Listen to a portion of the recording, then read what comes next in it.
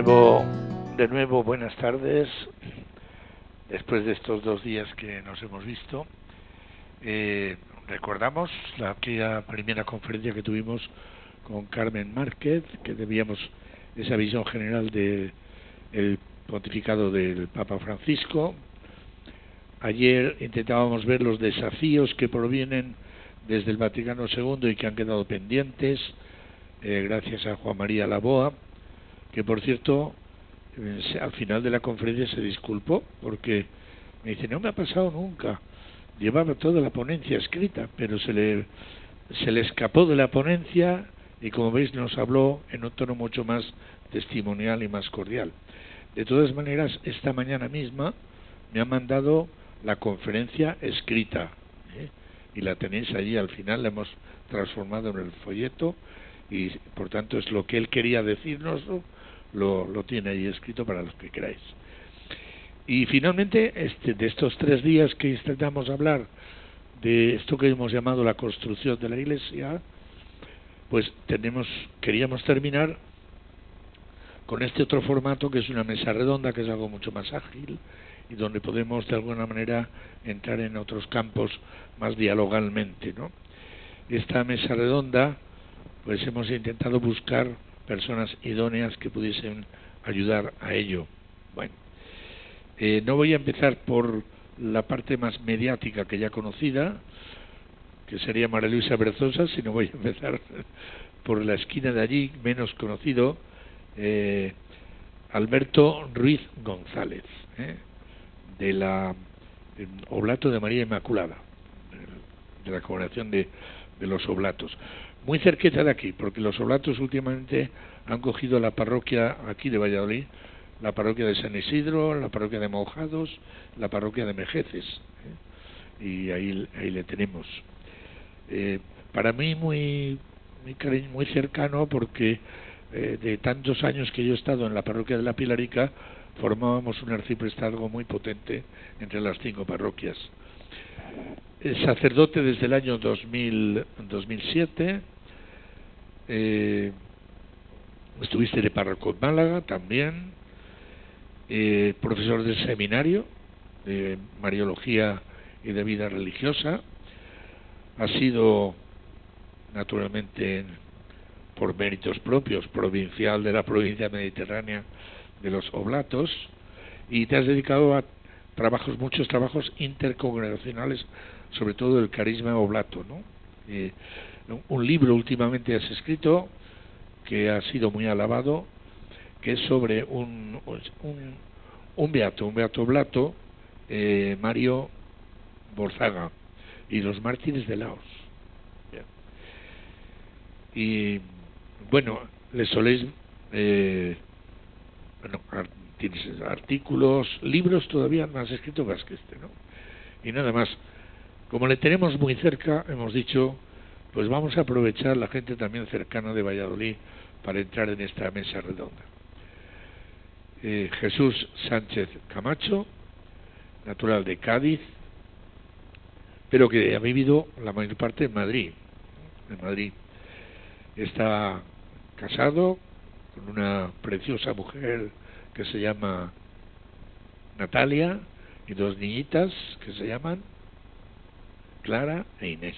Bueno, es profesor, en comillas, de cristianismo y ética social, de pensamiento social cristiano, del problema de Dios. Es director de un instituto, una transversal que habéis hecho, comillas, de ecología integral. Eres doctor en ciencias humanas y sociales por la Pontificia de Salamanca.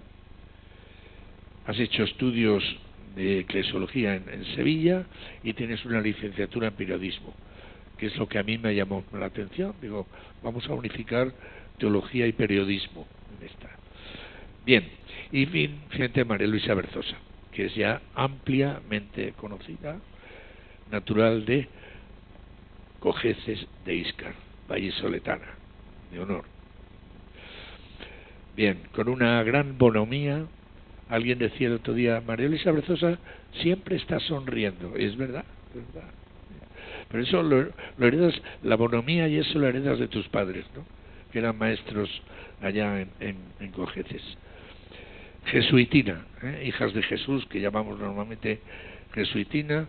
Hiciste la teología en Salamanca, la filosofía y letras en Valladolid, hiciste licenciatura en ciencias de la educación, te has dedicado a la pastoral juvenil, catequética.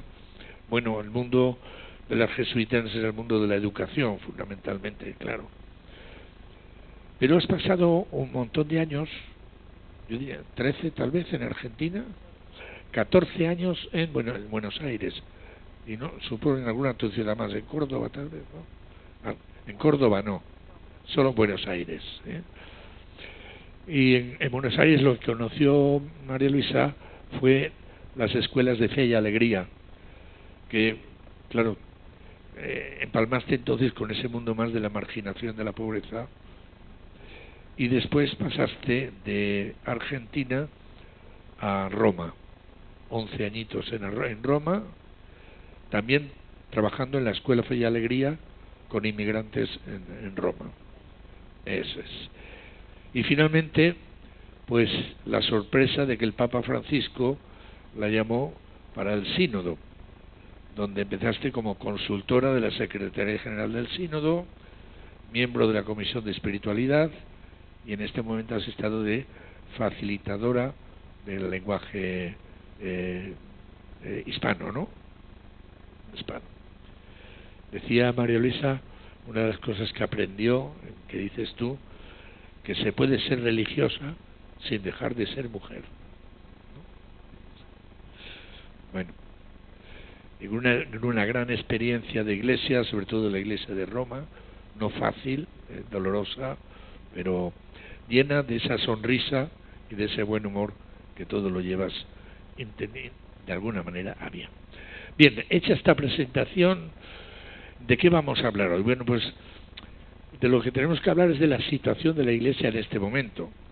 Claro, hablar de la Iglesia en este momento, decimos, vivimos una situación compleja en la Iglesia, evidentemente, pero es una complejidad que responde a una complejidad mucho más amplia. Es la complejidad del mundo en el que estamos actualmente, ¿no? El contexto social, cultural, económico, político, cada día se hace más complicado, más complejo, y no digamos ya desde hace años con todo el mundo de la secularización. Vivimos en una sociedad postcristiana. ¿Qué hace la Iglesia aquí en esta sociedad tan secularizada, donde cada vez hay no solo menos sacerdotes, menos religiosos, sino menos cristianos? Vamos siendo una Iglesia en minoría, ¿no? Y una Iglesia en minoría, como decía ayer Juan María Laboa, una Iglesia en minoría que encima estamos enfrentados unos con otros, porque también la Iglesia dentro de ella misma vive una gran complejidad interior, ¿no? Con distintas sensibilidades nacidas después del posconcilio, el Concilio Vaticano II y el posconcilio, esas nuevas sensibilidades que no han sido fáciles en el posconcilio, y después que han abocado a esta situación novedosa del Papa Francisco, pues que ha impulsado una reforma, como vimos el primer día, pero una reforma que ha llevado también a posturas polarizadas, ¿no? De mucha gente que tiene mucho miedo al cambio. La novedad del Papa Francisco para unos ha sido sorpresa, para otros ha sido susto, más bien. Y todo esto mezclado con todo el tema de los abusos sexuales, los abusos de poder, todo esto que ha ido creando una situación muy difícil, muy compleja dentro de la Iglesia. María Luisa Berzosa es testigo de la pluralidad enorme de una Iglesia universal también, ¿no? Bien, de todo esto es lo que vamos a hablar en primer lugar. Y yo os diría, ya no digo más, os paso a vosotros el micrófono, para que, así en un primer momento, ¿cómo veis la situación actual en la Iglesia, en este complejo mundo que nos estamos tocando vivir? Así, de un modo general, primero hacemos una panorámica. Os doy la palabra, el primero que quiera hablar, pues tiene la palabra. Jesús, venga. ¿Sí? ¿Vamos Sí. allá? Bueno, pues, en efecto, sí que se podría decir que la Iglesia vive en un contexto social, político, económico, cultural, eminentemente complejo. Estamos viendo el momento tan complejo que estamos padeciendo, tantas guerras en el mundo. En segundo lugar, el deterioro de la casa común, el deterioro de nuestro planeta.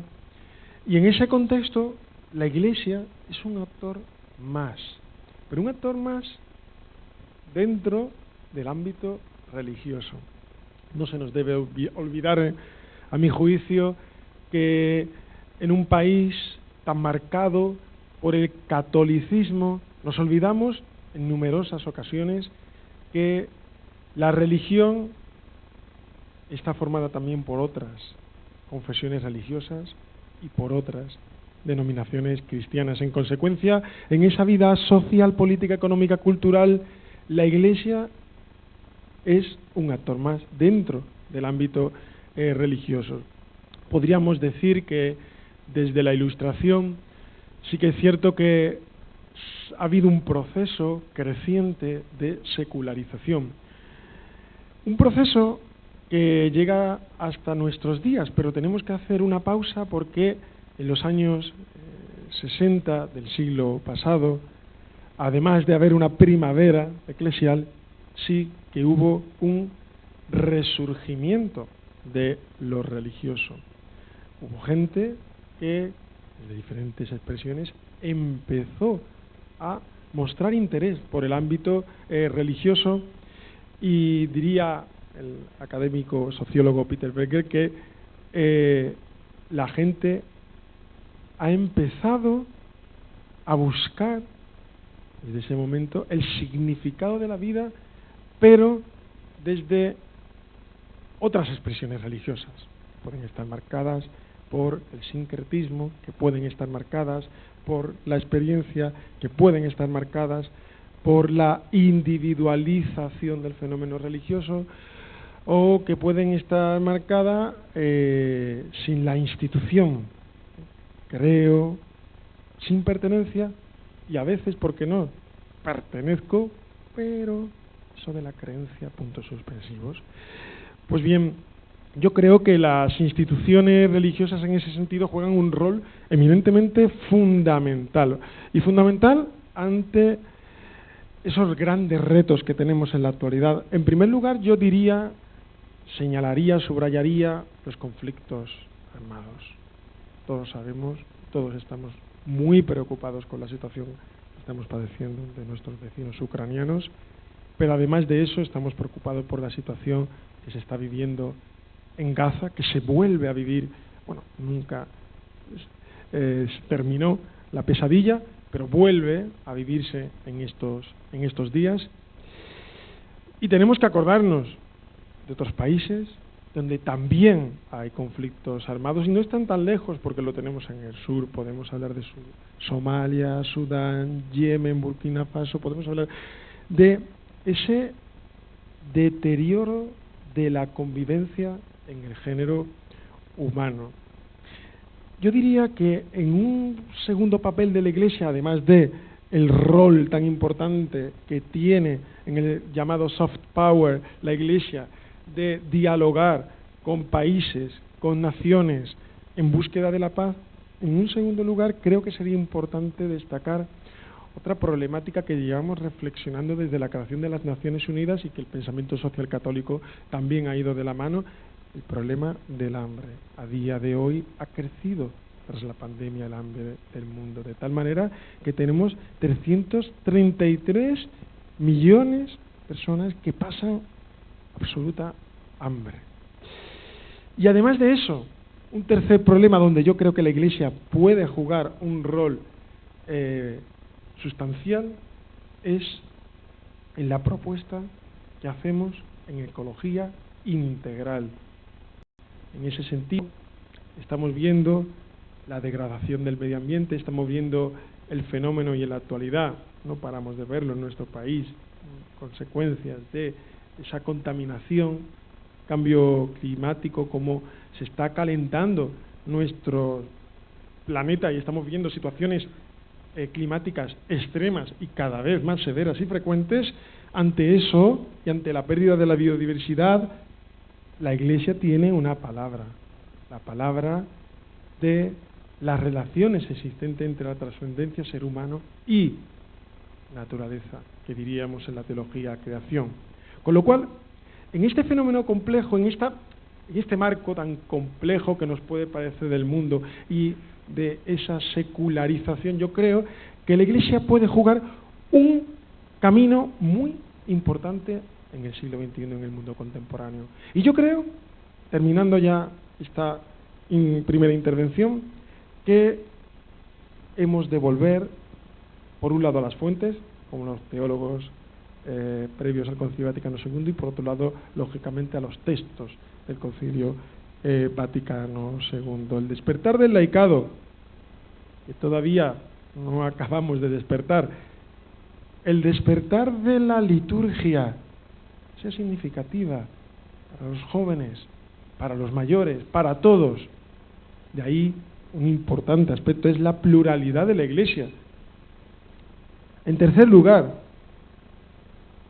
el volver a las fuentes, el tener, a través de la oración, relación cercana con Jesús, y a través de la Sagrada Escritura, a través de la Biblia. Ahí el discernimiento. Un cuarto punto que me parece fundamental, que desgraciadamente aquí se cultiva muy poco en España, en otros países muchísimo más: las relaciones ecuménicas, las relaciones con evangélicos, con ortodoxos, con luteranos, con protestantes, con anglicanos. Podríamos aprender mucho de ellos, creo yo.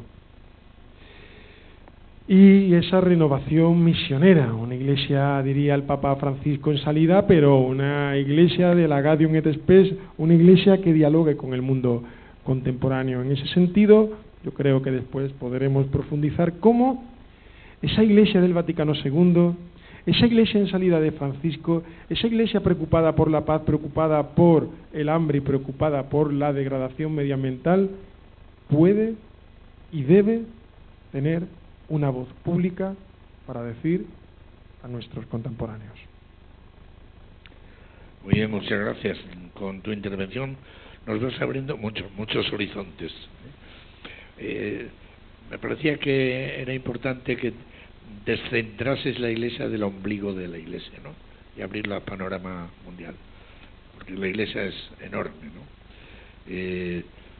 Alberto, ¿tú qué pensarías? Bueno, yo me engancharía mucho a todo lo que ha dicho Jesús. Creo que hay una pregunta fundamental en el Vaticano II, la Lumen Gentium, que es: Iglesia, ¿qué dices de ti misma?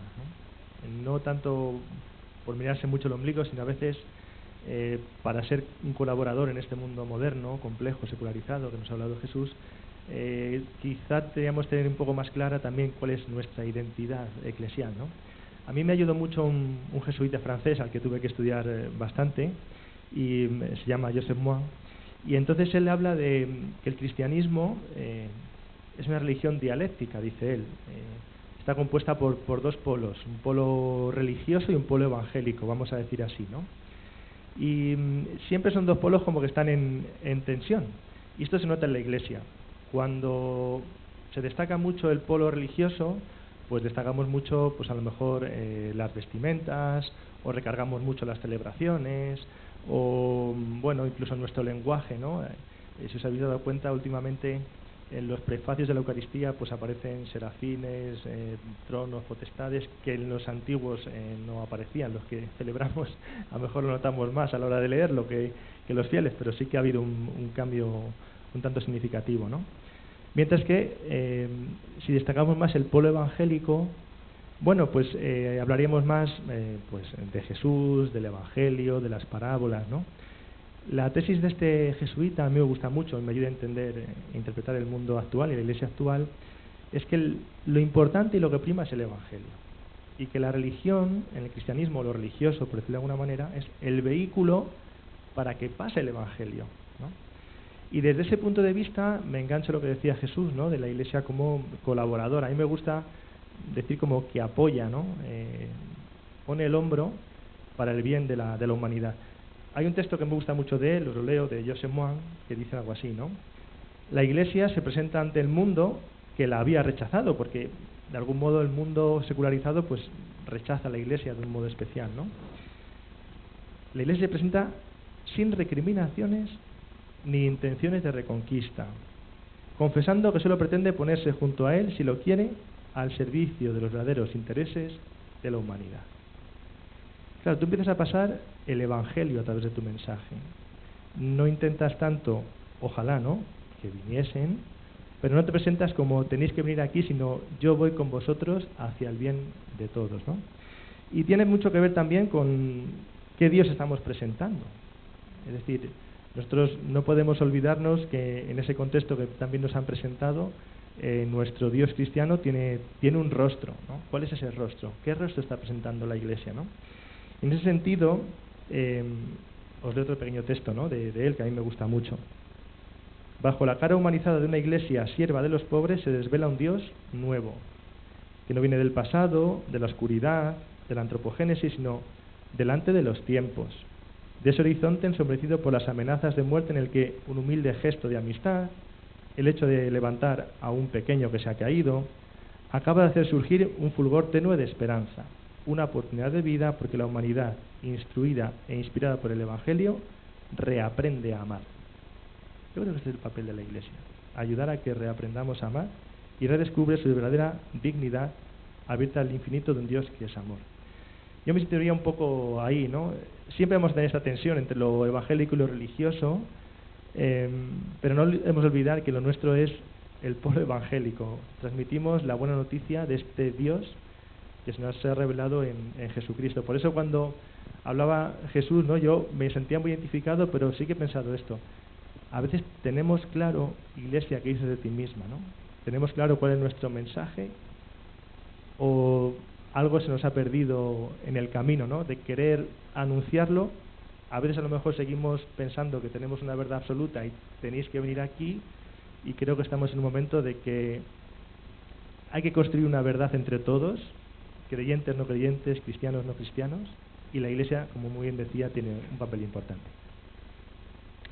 Dices, Iglesia, que dices de ti misma, me recordaba a mí la carta del hermano Roger de Thésée, que precisamente decía esto: Iglesia, que dices de ti misma, ¿no? Y ahí se desarrolló todo un proceso. Le pregunto a María Luisa Berzosa, te toca a ti, luego ya preguntamos otras cosas. María Luisa.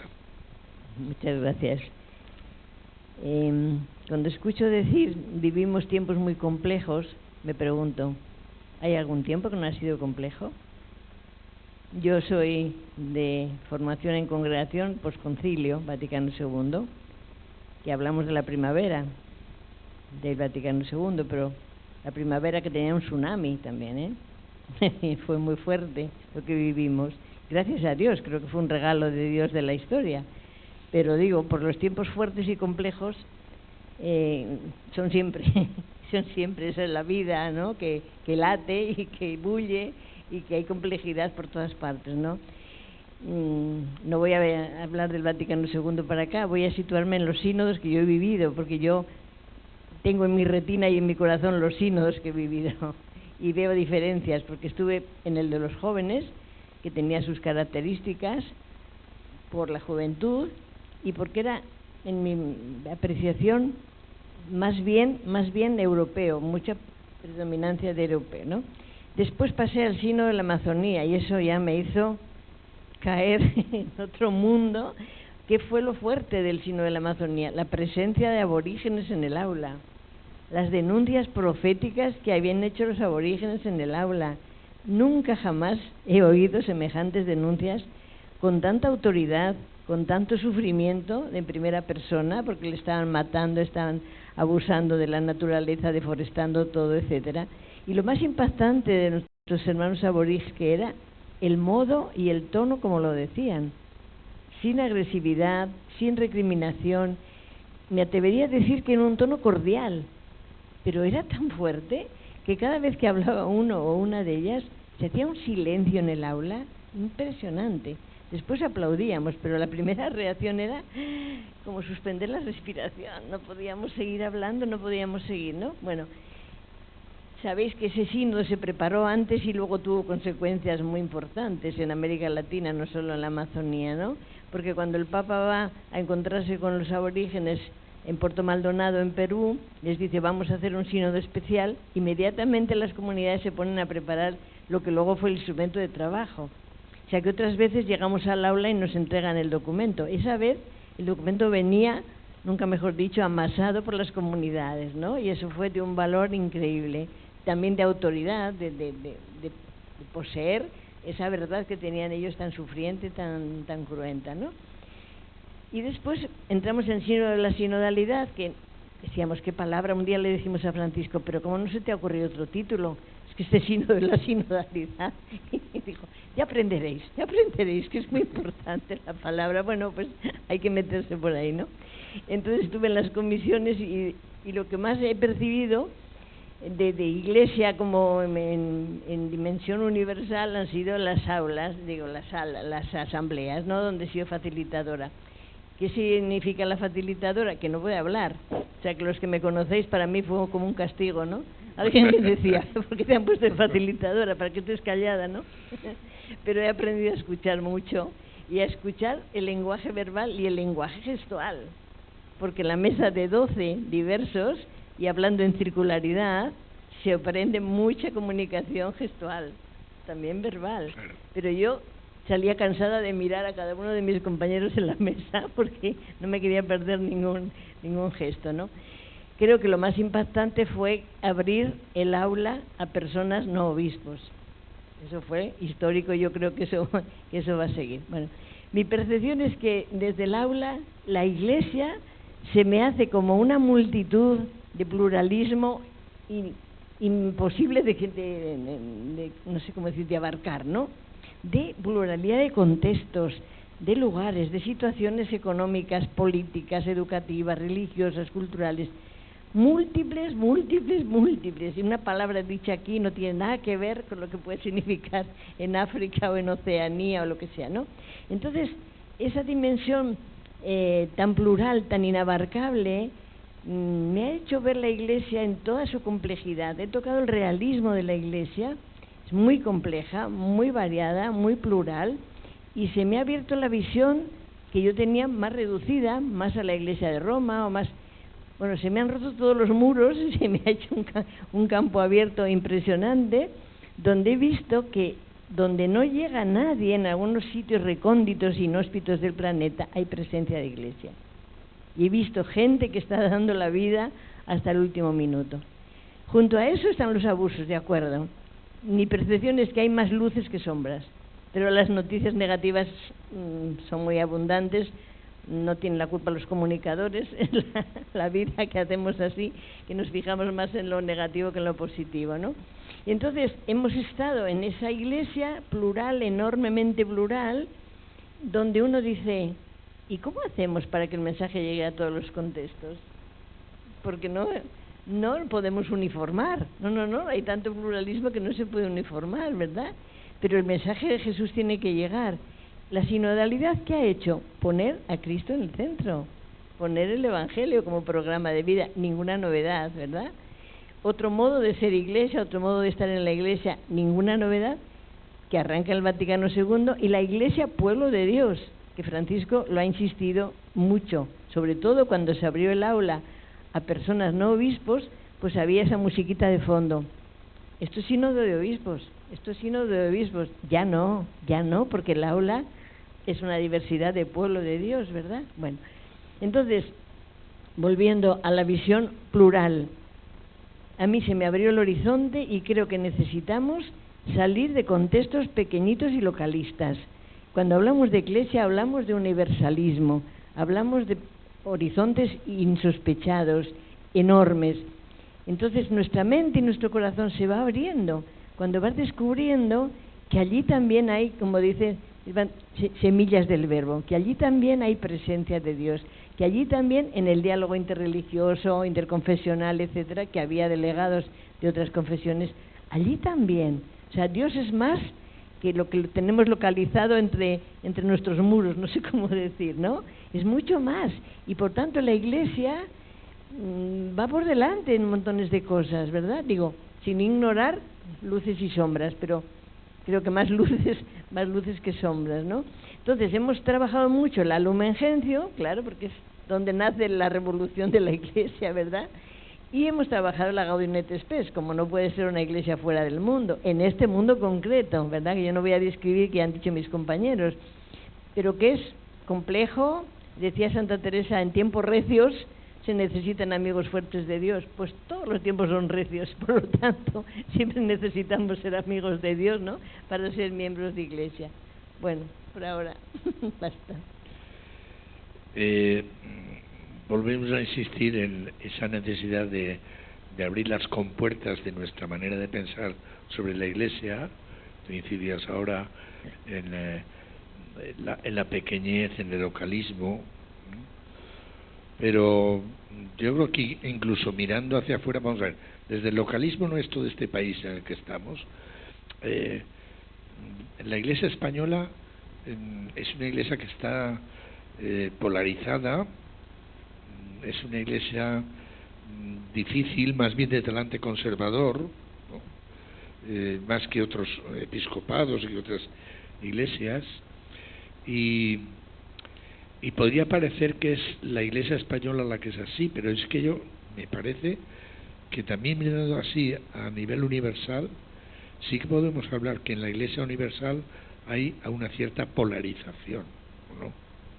Y que podríamos hablar de hay una cierta crisis de Iglesia, incluso a nivel universal, o lo tenemos que mirar con un talante.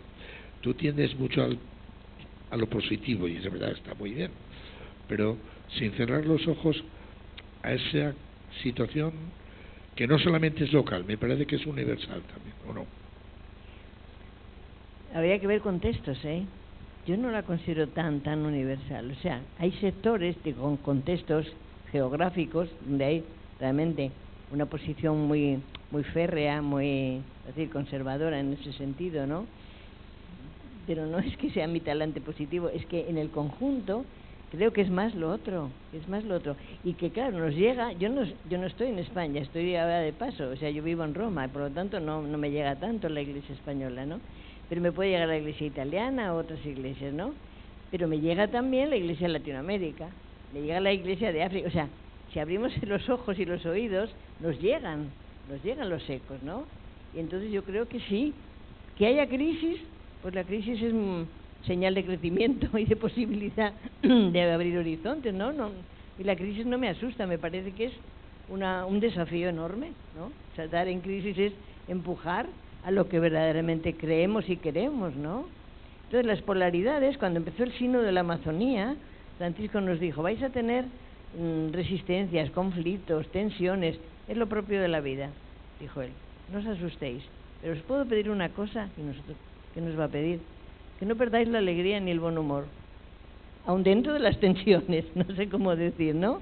Entonces, las tensiones también y conflictos son para afrontarlos, son desafíos que nos mueven, que nos movilizan. Claro, si la crisis nos deja sentados mano sobre mano, pues de poco nos ha servido, ¿no? Son incómodas las crisis, claro, preferimos estar en la zona de confort que estar en la zona de riesgo, pero creo que es vital también estar en la otra zona, ¿no?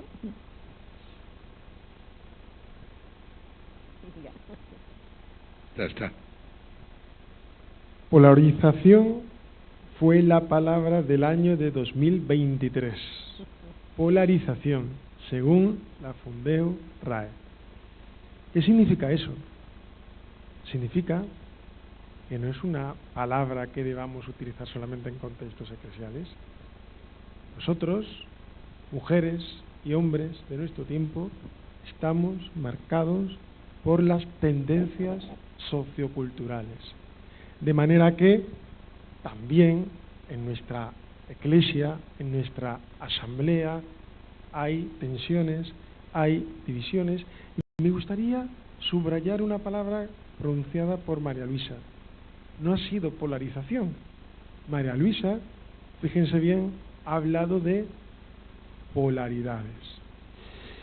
En ese sentido, sí que a veces hay que reconocer, sin ser tampoco demasiado pesimista, que a veces tenemos la impresión que la Iglesia católica está sufriendo en esta década una importante desmembración en dos bloques.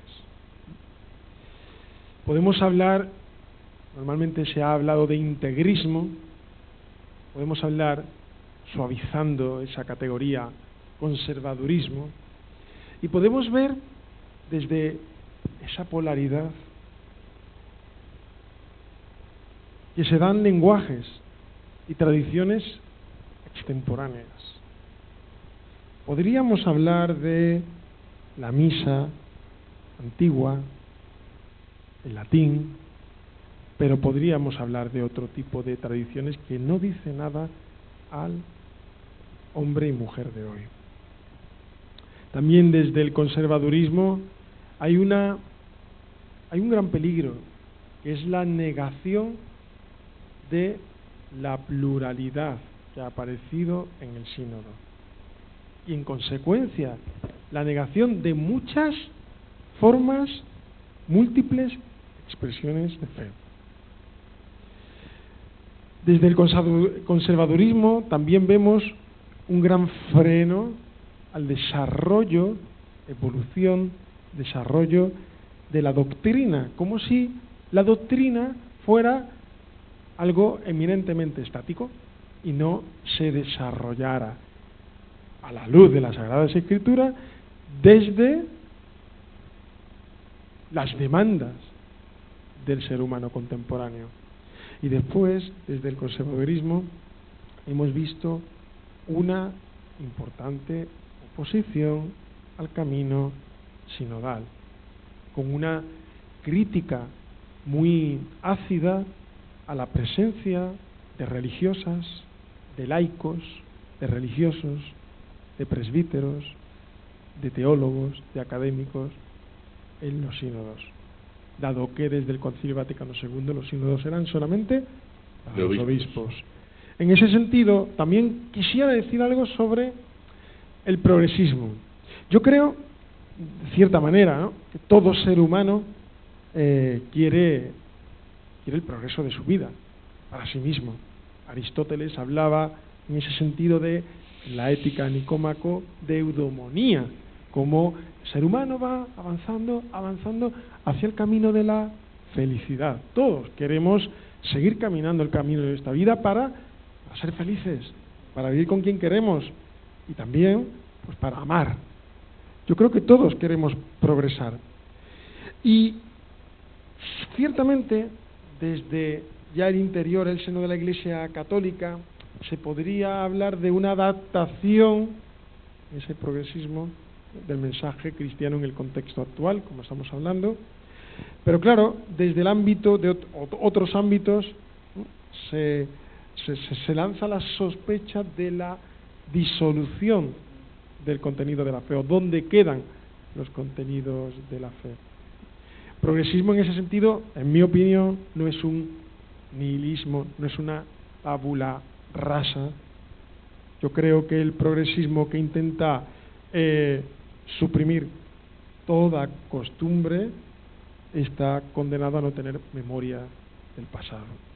Con lo cual yo creo que en esas polaridades puede haber un sano equilibrio dentro de una sana tensión entre esas distintas corrientes que lo que hacen es equilibrar nuestro camino para que desde la tradición en mayúscula, desde las fuentes cristianas, podamos avanzar hoy hacia caminos y horizontes nuevos que todos necesitamos.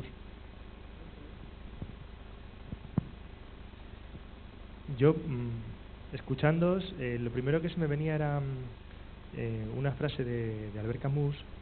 Me regalaron un libro que era El derecho a no mentir, que recogía, digamos, diversos escritos de él, y que uno de los frutos negativos del siglo XX es que ya no hay adversarios sino enemigos. Entonces, ese fruto también se puede meter en la Iglesia, ¿no? Entonces, yo puedo ser adversario vuestro en el sentido de que opino diferente, pero eso da opción a un diálogo. si mis ideas me hacen ya ser enemigo vuestro, hay ruptura, ¿no? Entonces yo creo que esto es un peligro en la Iglesia. En la Iglesia siempre va a haber una tensión polarizada, lo podemos llamar de muchas maneras, pero yo creo que también es entre identidad y relevancia, ¿no? Bueno, a lo mejor yo destaco mucho la identidad y entonces pues tiendo más a encerrarme, otros destacan mucho más la relevancia o la acomodación al mundo actual para decir algo a este mundo. Y en esa tensión siempre nos vamos a mover, pero lo importante, como decía María Luisa, es que seamos adversarios, en todo caso, y que mantengamos el buen humor, pero nunca enemigos. Yo creo que ese es uno de los peligros que puede haber en la Iglesia. Luego, otra consideración que me gustaría hacer es que la Iglesia es católica, y eso significa muchas cosas, pero para mí significa que siempre une extremos. El Verbo se hizo carne, divinidad y encarnación, ¿no? Que son extremos totalmente contrarios. Gracia y libertad. La Iglesia santa y pecadora. Y tenemos un montón de conceptos dentro de la teología católica que en principio son totalmente opuestos y que nosotros nos empeñamos en unir. Y eso también nos invitaría a unir pues otras tendencias que pueden parecer opuestas. Y me gustaría terminar con un ejemplo que a mí me llamó mucho la atención. Hace ya algunos años, porque me voy haciendo viejo, escribió un libro conjunto Gerhard Müller con Gustavo Gutiérrez. Y entonces, Gustavo Gutiérrez es el padre de la teología de la liberación, que aquí en España siempre nos suena como el ala izquierda de la Iglesia, por decirlo de alguna manera, aunque no es eso, pero bueno, nos suena eso, ¿no? Y Gerhard Müller pues nos sonaría al ala derecha, por decirlo de alguna manera. No me gusta esto porque a mí no creo que haya que meter la política, pero digamos que suena así, ¿no? Y escribieron un libro donde ambos se reconocían, ambos teólogos de prestigio, y reconocían, por ejemplo, la aportación fundamental de la teología de liberación a la teología católica, para que no nos olvidemos de los pobres. Pues seguramente esto podríamos decir, pues seguramente hay una teología pues asiática a lo mejor, que destacaría más pues los métodos de oración, la espiritualidad. Puede haber una teología europea que esté destacando más todo el tema de la secularización, porque es lo que estamos viviendo. Otra teología más africana que destaque a lo mejor pues el diálogo con el Islam, que allí está mucho más extendido, pero que siempre nos reconozcamos parte de una misma Iglesia en esta tensión buena, en el que cada uno pues tiene una experiencia determinada, parte de un país determinado, con una postura determinada, pero que siempre estamos en diálogo, porque lo católico es unir lo que parece que no se puede unir, y esa es la pretensión de la Iglesia desde que nace. Sí, has dicho una cosa que a mí me resuena mucho, y últimamente le voy dando muchas vueltas, y es el cristianismo, o la fe cristiana, el mensaje de Jesús, la buena noticia, es esencialmente paradójica. Es paradoja, es decir, une extremos continuamente. Y eso conlleva el peligro de la polaridad, ¿no? Es decir, espíritu y materia. Espíritu y materia. En una mesa redonda que tuvimos aquí sobre la soledad no deseada, decía una profesora algo que a mí me ha impactado: cómo lograr hacer fecunda la soledad no deseada. Hacer fecunda la soledad no deseada. Me parece que es profundamente evangélico y cristiano, que hunde las raíces en lo más hondo. Cuando decimos en la situación negra que vivimos hay que vivir con esperanza, no con optimismo, con esperanza. Y la esperanza cristiana atraviesa la cruz. Otra polaridad, otra paradoja, ¿no? ¿Cómo se puede estar esperando desde la cruz? Pues esto es una discreción que yo no debería decir, pero me gustaba decirlo. Yo creo que hay algo que estáis tocando y que es importante, ¿no? En un curso que hemos tenido sobre la moral, la crisis de la moral en la sociedad actual, había un profesor, Aparicio Amalo, hablaba de la tolerancia. Él partía del Tratado de la Tolerancia de Locke, ¿no? Y estuvo disertando sobre la tolerancia. Yo creo que es una asignatura por aprender no solamente en la Iglesia Católica Apostólica y Romana Mundial, en este santo país, en esta Iglesia Católica Española, la tolerancia es algo que tenemos que aprender. Me parece que es A mí me parece que es difícil, por la manera de ser de los españoles, que somos muy viscerales y tendentes no a la polaridad, sino a la polarización. Y entonces, claro, la tolerancia es toda una escuela. ¿Y cómo se aprende? Yo estoy pensando también las llamadas ya de Juan Pablo II en la Nuevo Milenio y Neunte, ya llamaba para eso, y Francisco ya de un modo desgarrador: basta de la lucha entre nosotros, ¿no? Pero claro, la lucha entre nosotros es que hay muchas sensibilidades dentro de nuestra Iglesia, ¿no? ¿Lo llamamos polaridad o lo llamamos sensibilidades? Que da lugar a movimientos, ¿no? ¿Cómo lo veis? Bueno, yo creo que los contextos marcan las sensibilidades, claro. No es lo mismo vivir en un contexto de aborígenes en la Amazonía que vivir en otro sitio, evidentemente. Y las sensibilidades son el pluralismo de la vida. Cada uno tenemos la nuestra, de dónde hemos nacido, dónde hemos crecido, dónde nos hemos formado. Y claro, y volviendo a la mesa redonda, 12 personas, teníamos 12 sensibilidades y de todos los colores.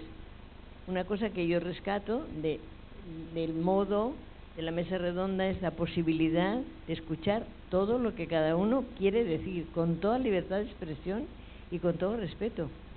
Es un ejercicio que se puede hacer, hablando en circularidad.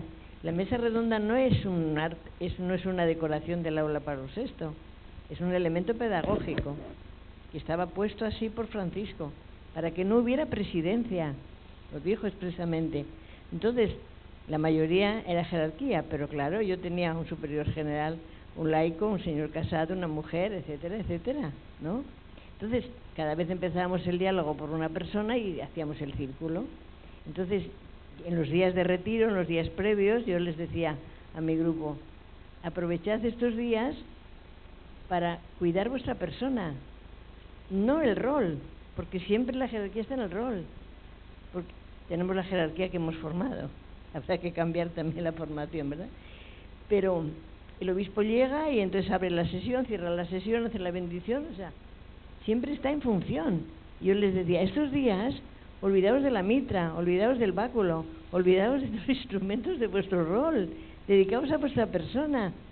Y entonces yo llegaba todas las mañanas, besos y abrazos a toda mi mesa. Algunos se quedaban muy tiesos, otros contentos, porque a todo el mundo nos gusta que nos quieran y nos saluden, pero también hay sensibilidades distintas para lo afectivo, obviamente. Y yo les llamaba a todos por nombre y apellido. Pero también entre nosotros hay gente que, excelencia, reverencia, eminencia, no cambiamos, no salimos y entramos en la normalidad de personas que decimos la igualdad que tenemos por el bautismo y luego ponemos jerarquías y categorías, ¿no? Entonces, digo, las sensibilidades son la realidad plural de la vida, como en toda familia. Pero si en familia somos hijos de los mismos padres y tenemos sensibilidades distintas, ¿qué vamos a decir de la Iglesia, no? Yo creo que es una riqueza, o sea, es la belleza de la diversidad. Claro, el otro elemento era cómo hacemos comunión y diversidad. Cómo somos raíces, un árbol bien enraizado, con la belleza de la variedad de hojas y ramas y flores. Pero no admitimos la diversidad. Queremos ser uniformes. Si no puede ser. Entonces, o nos soltamos de la raíz y somos ramas desgajadas, o sea, no tiene nada que ver, o realmente si tenemos consistencia en la raíz, la variedad es la belleza. Y es la maravilla de ser como somos distintos, ¿no? Y cuando había temas que los periodistas sabían que estábamos debatiendo y salíamos del aula, la pregunta era: ¿os habéis peleado en este tema? No, no nos hemos peleado. Hemos escuchado diversas opiniones, diversas sensibilidades, pero no pasa nada, no es el fin del mundo. O sea, tenemos miedo, yo creo, no sé qué nos pasa, a escuchar diversas posiciones. Tu sensibilidad es la A y la mía es B. ¿Por qué no podemos escuchar, intercambiar y enriquecernos? No, nos aferramos a que mi sensibilidad es la sensibilidad, es la verdad. No podemos seguir dialogando con esas posturas tan férreas, ¿no? Sí, yo en relación con con la mirada sobre la tensión intraeclesial, yo la relativizo mirando hacia el posconcilio. Al final de la década de los 60 surge una encíclica, Humane Vitae, sobre diferentes aspectos, pero uno de ellos, que fue el que produjo más polémica, fue los métodos anticonceptivos. Esto produjo un dolor muy importante en muchas personas, y esas tensiones existentes en torno a este documento de Pablo VI produjo mucho dolor, incluso al propio Pablo VI. Avanzo un poquito y me voy al 71, creo que la encíclica es del 68. Me voy al 71 y hubo un sínodo muy importante sobre el sacerdocio y la justicia social. El tema, como saben, de la justicia social era eminentemente importante, porque en el fondo lo que se estaba planteando es: cuidado, porque puede parecer una institución no eclesial la Iglesia, en otras palabras, una ONG. ¿Queremos evangelizar de manera explícita o implícita a través de la justicia social? Ese era el planteamiento de fondo que había. También provocó mucha tensión este planteamiento de fondo. Pues viendo ya la Evangelii Nunciandi de Pablo VI, bueno, que fue, a mi juicio, un gran regalo para las diferentes sensibilidades. Pero sin salirme de ese sínodo, vuelvo al sínodo de 1971, se puso sobre la mesa un gran problema, el problema del sacerdocio. Y este problema tenía diferentes aristas. En primer lugar, lo fundamental era el ministerio, ¿no? Cómo se entendía el sacerdocio. Pero otras aristas polémicas eran el celibato y, cómo no, el ministerio femenino. ¿Qué sucede?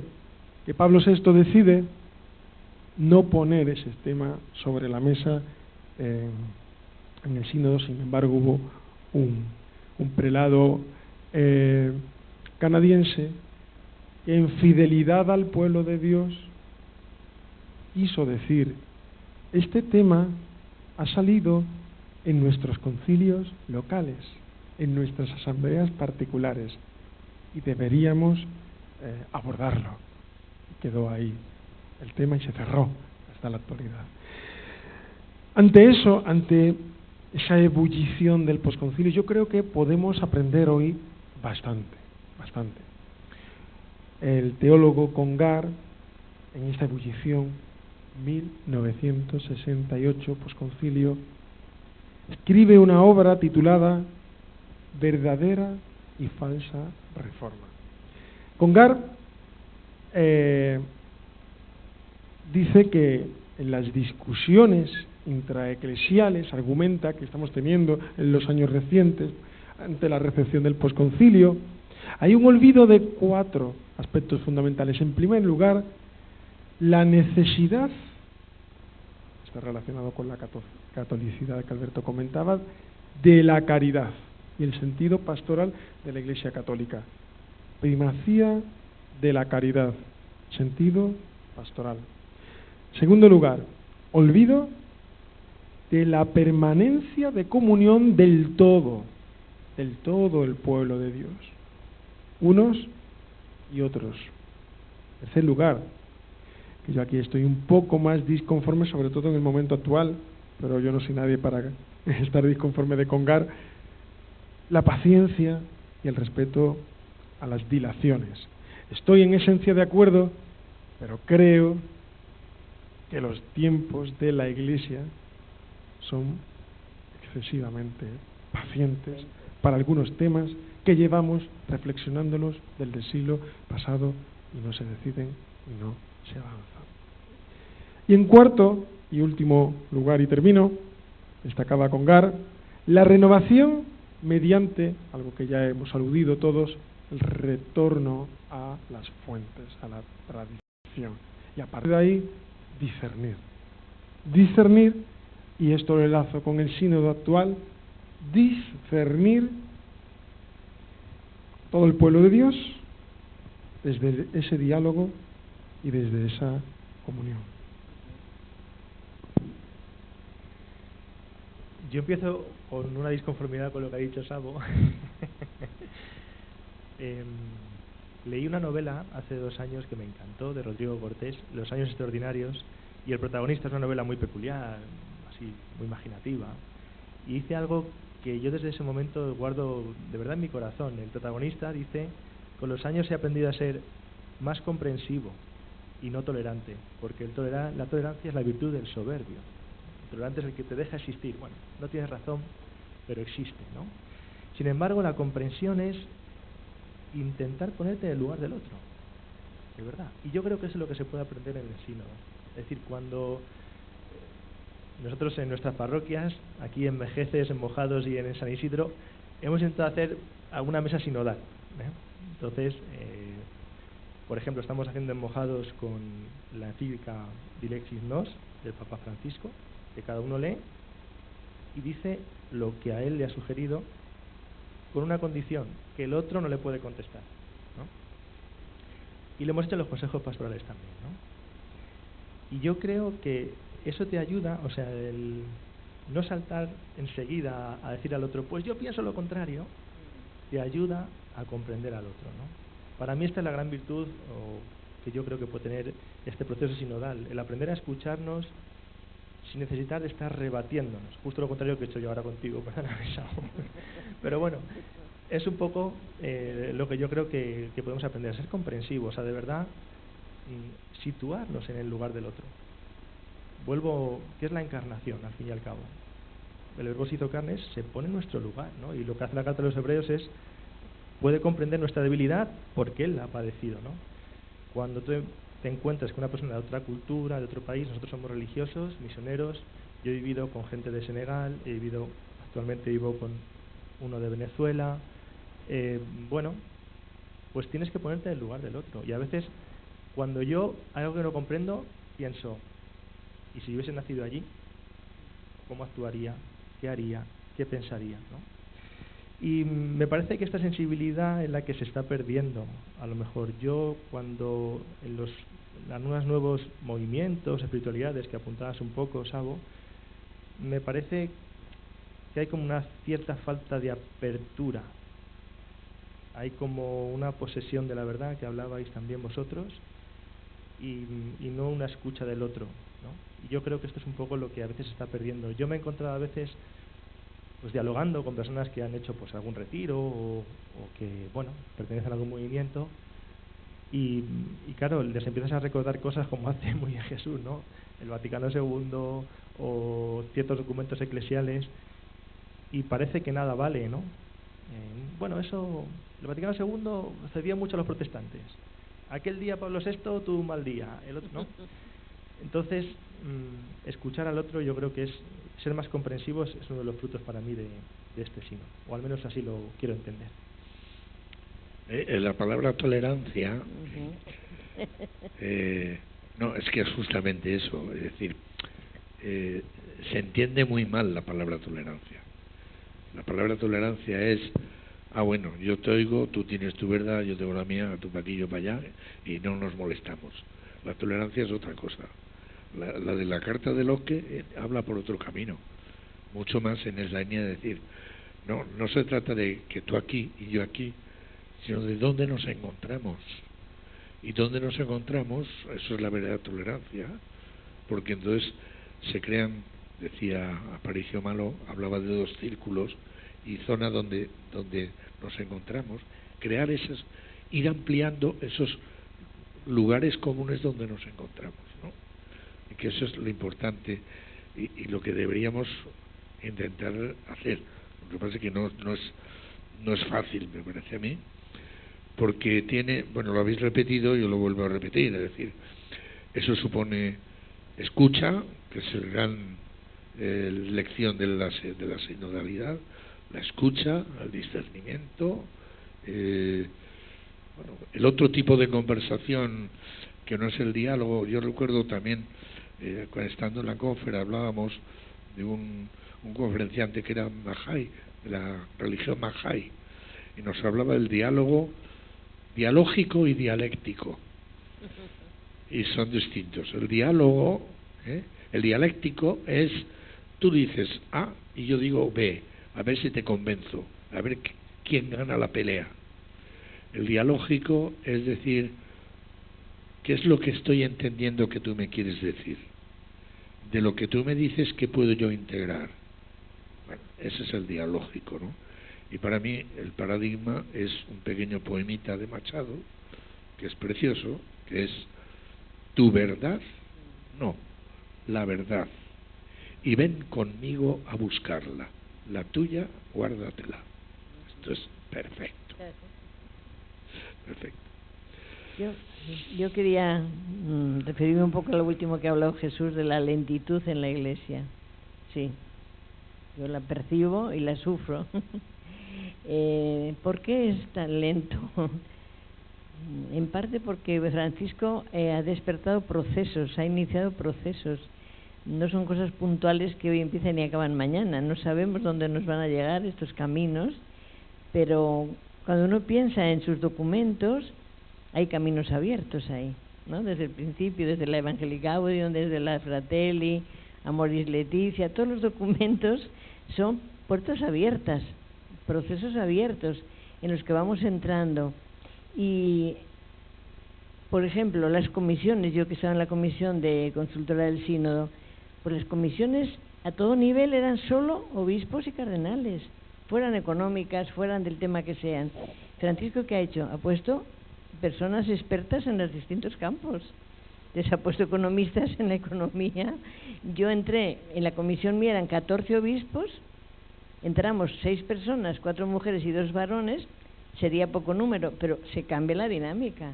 En cuanto hay más miradas sobre el tema, que no solo la mirada episcopal, es que es como muy obvio, ¿no? Entonces, eso que se está cambiando poco a poco, que cuesta tanto, porque quien ha estado siempre dirigiendo todo, ahora viene una señora economista y él no tiene que hablar de economía porque no es tampoco su campo experto, ¿no? Son cosas como de lógica, pero que no se han hecho de otra manera. Entonces ese cambio está costando muchísimo, muchísimo. A veces lo hemos hablado con Francisco, porque Francisco en los tiempos informales es aprovechado tomando un café o lo que sea, ¿no? Y le decíamos esto, yo estoy haciendo lo que se me encomendó que hiciera, ¿no? Los cambios que se me encomendaron. Y claro, los cambios de estructuras. Si cambian las personas, van a cambiar las estructuras. Si solamente esta comisión está llevada por obispos, va a tener un color. En cuanto entramos otras personas, tiene distinto color el tema y tratado, ¿no? Y como que es como muy... la primera vez, es una anécdota, la primera vez que voy a la reunión de mi comisión, imaginar la escena, ¿no? 14 estaban de negro, porque ahora ya pueden ir sin sus vestiduras, solamente la apertura y la clausura, y lo demás van casi todos de negro, de clerimán negro, ¿no?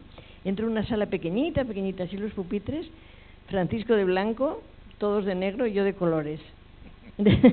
Entonces, estábamos debatiendo el borrador, el primer borrador de lo que va a ser el documento final del Sínodo de la Amazonía. Nadie habló de la mujer, nadie. Yo levanté la mano, hice mi aportación, sin comentarios, sin ecos, se mueven un poco en la silla, pero nada más. Bueno, termina la reunión, Francisco se pone en la puerta, va saludando a cada uno, yo salgo, le doy un abrazo, digo, ¿cómo me has puesto en este grupo tan negro? Dice, para que pongas una nota de color. Y a continuación me dice, ¿viste cómo tenías que estar? Si no estás, no dicen nadie lo de la mujer. Y yo digo, ay, Francisco, pero esto es una gotita en el océano, ¿yo qué hago aquí? Me dice, hay que poner la gotita. Bueno, ya quedó. Cuando empezó la asamblea de octubre, voy a saludarle y dice, ¿qué haces? ¿Estás haciendo lío? Digo, poniendo la gotita. Se acordaba la gotita, ¿no? Entonces, hay que cambiar estructuras, pero hay que cambiar personas, porque las estructuras las hacemos las personas. Ropajes, títulos, vestimentas, lenguaje litúrgico. Hay muchísimo que cambiar, muchísimo. La presencia de la mujer en la Iglesia, en responsabilidades, que va dando pasos poquito a poco, ¿no? Y todo es lento, porque uno cree que ya hemos caminado como para tomar decisiones, pero todavía parece que no, ¿no? Entonces nos toca mucha paciencia como mujer, hablaba ahora como mujer, mucha paciencia y seguir poniendo la gotita, seguir insistiendo, no cansarnos, no decir, bueno, pues son procesos históricos, ahora nos toca esto, luego tocará otro, ¿no? y creer que nos toca a todos y a todas, no solo el Papa y los obispos, que nos toca a todos y a todas. Eso también es importante, ¿no?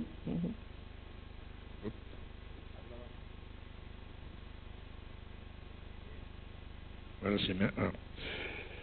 has nombrado la palabra procesos, es verdad, y ha salido varias veces estos días que el Papa Francisco, sobre todo, ha iniciado procesos. Esa es la pregunta que sale ahora. Entonces, bueno, el Papa Francisco está cada vez más malito.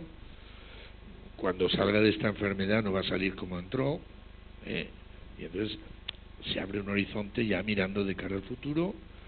Los procesos que ha iniciado Francisco van a ser posibles de aquí en adelante cuando no esté Francisco.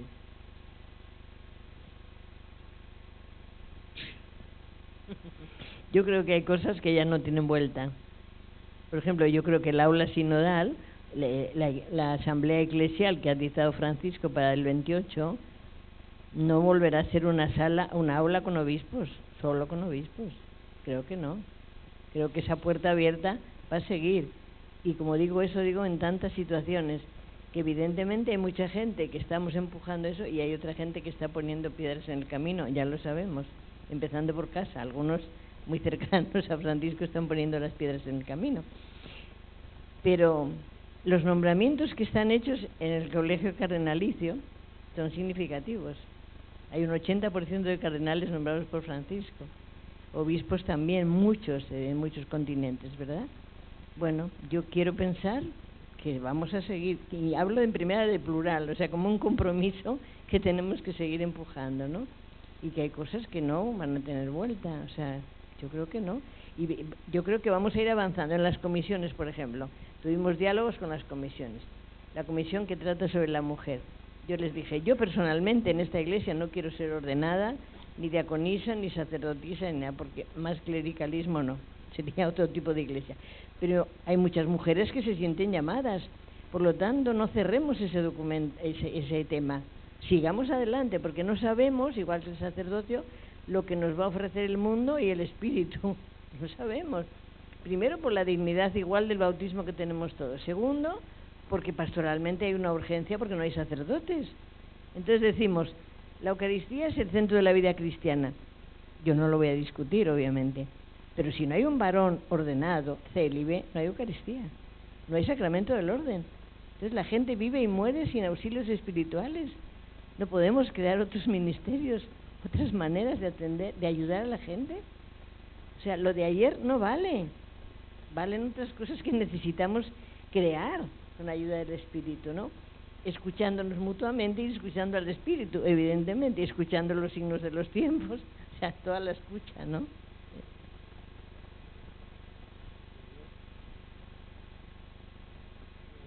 En el tema de la mujer, sí que me gustaría destacar que cada hombre, cada mujer tienen su especificidad biológica. Pero de ahí a que el rol social o eclesial sea distinto, yo creo que esto sigue siendo un objeto de estudio. Con lo cual, y todo el tema de la dignidad y de la igualdad en derechos y deberes. Pero hay algo que ya ha sido objeto de estudio y está muy mostrado. Ahora mismo podemos abrir una Biblia y lo vemos, o algún documento de la Iglesia primitiva y lo vemos, la existencia de diaconisas. No hace falta seguir estudiando este tema, ya está mostrado. Entonces sí que hay un problema teológico en cuanto a la ordenación ministerial. Soy consciente de ello, no es que lo esté pasando por alto, pero creo que es una buena oportunidad para estudiar, mujer y hombre, su papel en la Iglesia y en la sociedad también. Yéndome al sínodo y a la pregunta también que nos hacía José Luis, yo creo que el sínodo ha sido un punto de inflexión en tanto en cuanto ha convocado a seglares, presbíteros, religiosos, religiosas y no solamente obispos. Pero hay que tener precaución y prudencia, ¿no? Porque hay un peligro que yo observo, no sé si aquí mis queridos panelistas estarán de acuerdo, sobre todo María Luisa, que ha estado allí y le habrá llegado mucho eco de distintos contextos, que incluso personas que se muestran abiertas al sínodo no están del todo de acuerdo con la participación. Entonces, aquí sí que hay mucha diversidad de opinión. ¿A qué personas elegimos para que participen? Yo creo, en mi opinión, que el sínodo no puede estar compuesto de académicos, solamente de académicos, de teólogos, ni de obispos, ni de religiosas, ni de religiosos. Yo ahí destaco, me voy al texto que tenemos por una iglesia sinodal, comunión, participación y misión, me voy a la iglesia como casa de inclusión y de acogida, en el número 115. Lo que significa eso para el sínodo por un lado, pero lo que significa para otras personas, y me voy a otro tema que tampoco se ha abierto todavía en esta mesa, que es la inclusión del diferente en nuestra iglesia. Y depende en qué contexto vamos a observar una persona que es diferente. Me puedo referir a un migrante, pero me puedo referir también a una persona que tiene una determinada orientación sexual, o me puedo referir a una persona que tiene otra identidad sexual. Número 115 del texto final.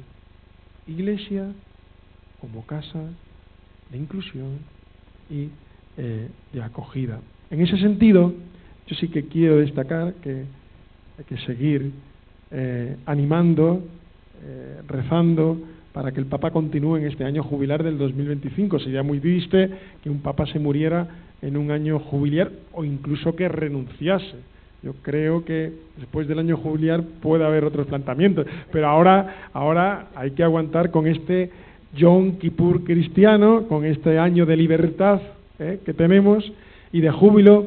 Y en relación con el año jubilar sí que diría de convertir, tradicionalmente se hablaba de las indulgencias plenarias en ese júbilo, pues convertir las indulgencias en una renovación caracterizada por ese proceso sinodal que va a proyectar, y espero que siga haciéndolo, una estructura distinta donde todas puedan participar sin independencia del nivel intelectual, ni del nivel social, ni del nivel jerárquico.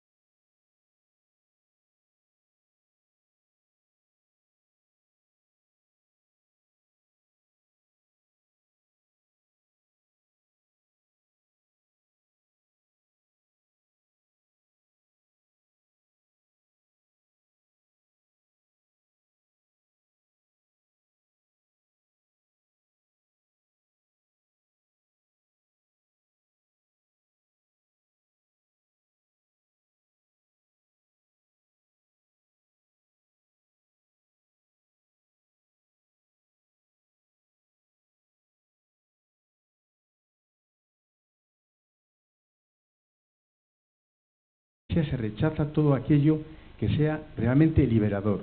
Gusta mucho a todos sentirnos muy caritativos, ayudar, pero como que nos cuesta decir, hay que ayudar a estas personas a que sean ellos las que se liberen.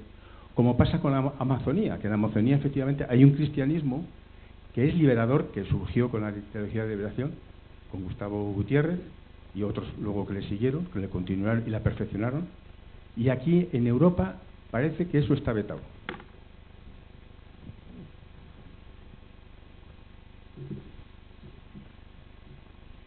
Sí, sí.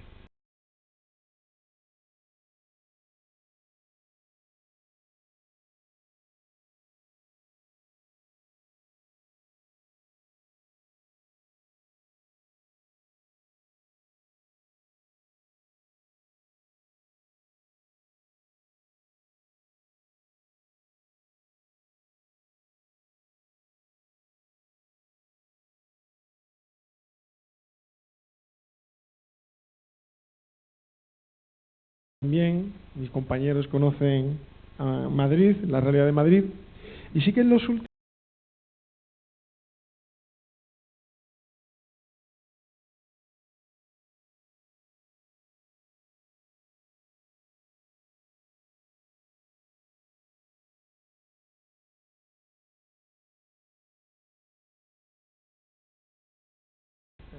y que esos movimientos normalmente pretenden